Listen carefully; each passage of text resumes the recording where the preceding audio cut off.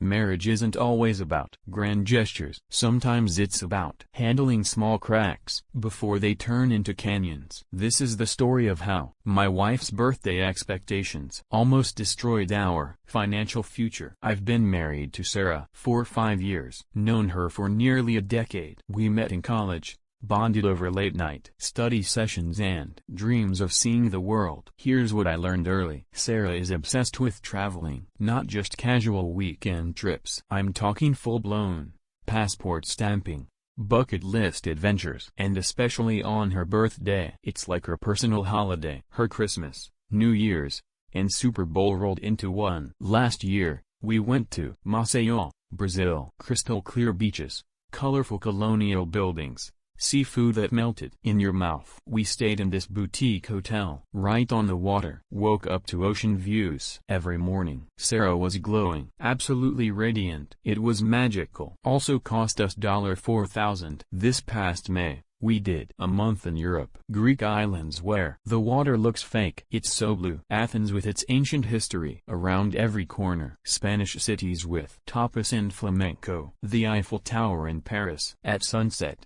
Because how can you not, right? Sarah documented every moment. Instagram stories, photo albums, travel journals. She was living her absolute best life. And honestly, I loved seeing her so happy. But here's what those photos don't show. We came home with incredible memories and $12,000 in debt. Credit cards maxed out, savings account depleted. That European dream became our financial nightmare. Then life hit us harder. Sarah had some health issues earlier this year. Nothing life-threatening, thank God. But medical tests, specialist appointments, medications. Even with insurance, the bills kept coming. Another $3,000 gone. And here's the big one. We want to start trying for kids this year. We're both in our early 30s. The biological clock is ticking. But fertility treatments, prenatal care, delivery costs. We're looking at thousands more in medical expenses. Our finances aren't romantic anymore. They're survival. A few weeks ago, I sat Sarah down for the conversation I'd been dreading. We were in our living room, takeout containers scattered on the coffee table, the credit card statements spread out between us like evidence at a trial. Babe, we need to talk about your birthday. She looked up from her phone. Already browsing flight deals. I know what you're thinking. But we can't travel this year. Not anywhere. We literally cannot afford it. I showed her the numbers. Our debt. The monthly minimums. The medical bills still coming in. The money we need to set aside for baby expenses. She stared at the papers. Her face went through about 5 different emotions. Disappointment, frustration, understanding, resignation. I get it, she said finally. I hate it, but I get it. She nodded, agreed. Said we'd do something simple instead. Dinner at home.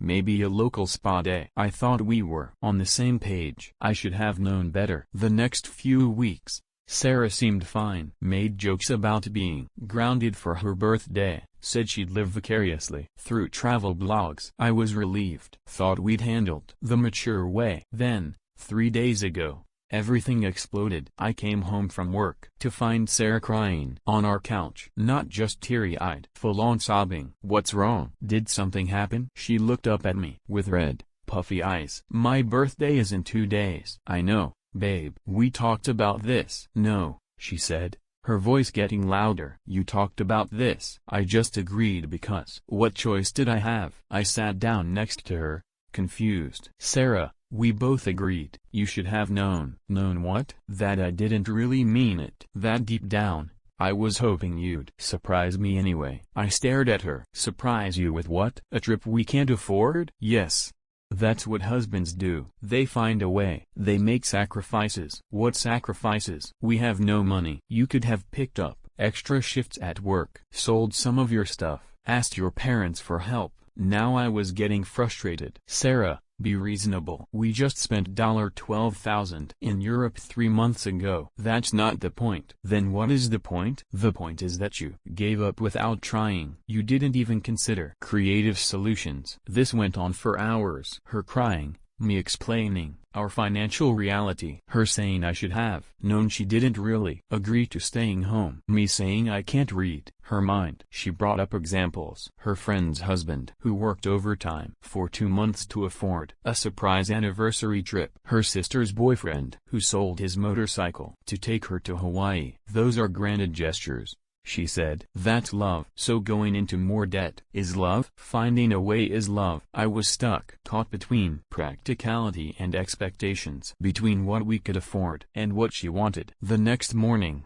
desperate to fix things, I started looking at last-minute flight deals. Maybe a long weekend somewhere cheap. Mexico, maybe Florida. I found some options. Nothing fancy, but doable if we charged it and dealt with the consequences later. I showed Sarah the flights. Look, I found some deals. We could do a quick 3-day trip. She barely glanced at the screen. It's too late. What do you mean? If you buy them now, it's only because I'm upset. It's not a real surprise. It's not genuine. I felt like screaming. So you want me to buy surprise tickets? We can't afford. But if I buy them now that you've told me you want them, they don't count? You should have known before I had to tell you. I'm a logical person. I work in finance. Numbers don't lie. Emotions are messier. From my perspective, we had a conversation about our budget. We made a reasonable adult decision. Case closed. From her perspective, I should have understood that when she agreed to skip traveling, she was secretly hoping I'd find a way anyway. That my job as her husband was to make the impossible possible. Now we're 2 days out from her birthday. She's barely speaking to me. When she does, it's cold. Polite. The way you talk to a stranger. Her birthday is tomorrow. I've planned a nice day. Her favorite breakfast in bed. A massage appointment at a local spa. Dinner at the restaurant where we had our first date. A thoughtful gift I picked out weeks ago. But I know it won't be enough, because it's not a plane ticket. It's not Paris or Rome or some tropical beach. I keep replaying our conversation. Should I have known? Is there some husband handbook I missed? Some unwritten rule about reading between the lines when your spouse says they understand? Or is Sarah being unreasonable, expecting me to be a mind reader, to prioritize short-term happiness over long-term financial stability? I've talked to friends. The responses are split. The married guys mostly side with me. You can't afford it. You can't afford it. Some of the women understand Sarah's side. It's not about the money. It's about the effort. But what's the point of effort that leads to financial ruin? I love my wife. I want her to be happy. But I also want us to have a future. A house, kids, retirement. Dreams that require financial responsibility. Now I'm the bad guy. The practical husband who crushed his wife's birthday dreams. No matter what I do tomorrow, I lose. If I surprise her with last-minute tickets, she'll say it doesn't count because it's not genuine. If I stick with my local celebration plans, she'll be disappointed and resentful. I'm trapped between being responsible and being romantic, between what we can afford and what she expects, between logical decisions and emotional needs. Marriage is hard. Nobody tells you that. Love sometimes means saying no to the things that would make your partner happiest in the moment. So tell me, does not buying surprise tickets we can't afford, despite debt, medical bills, and future baby plans, make me the asshole? Or does expecting your spouse to ignore financial reality make you the asshole? Because right now, I honestly don't know who's right. And tomorrow is her birthday.